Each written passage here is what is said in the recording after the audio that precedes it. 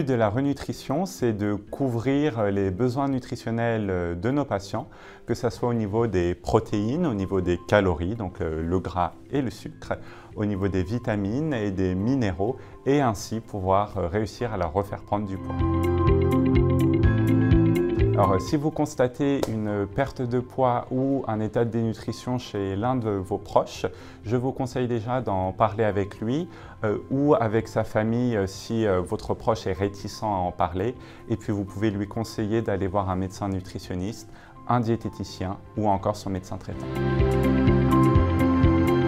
Alors, dans un premier temps, on va enrichir l'alimentation en protéines et en calories avec des aliments du quotidien. Pour les calories, on va rajouter par exemple de la crème fraîche sur les pâtes, du beurre dans la purée parce qu'avec du beurre tout est meilleur, ou encore un jaune d'œuf toujours dans la purée. Puis on peut aussi rajouter de la confiture dans un yaourt, du miel dans un fromage blanc pour enrichir en sucre et aussi en calories.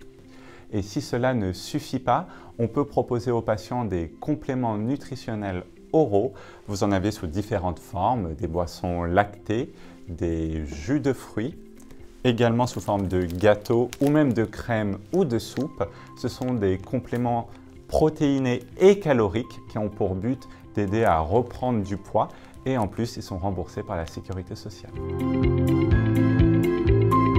Dans ce cas-là, on sera amené à proposer ce qu'on appelle une nutrition entérale par sonde nasogastrique. Donc c'est une sonde assez souple qu'on passe au niveau du nez et qu'on fait descendre juste à l'estomac pour acheminer des nutriments via des poches de nutrition. Et si le tube digestif du patient n'est pas utilisable, on passera par les voies veineuses et on mettra des perfusions de nutrition directement dans les veines. Cette nutrition sera mise en place à l'hôpital, mais une fois instaurée et à dose optimale, vous pourrez rentrer à la maison avec l'aide d'un prestataire à domicile qui viendra vous déposer vos poches de nutrition et vous aurez également un suivi nutritionnel avec un diététicien et médical avec votre médecin traitant. Pour conclure, vivre ou maigrir, il faut choisir.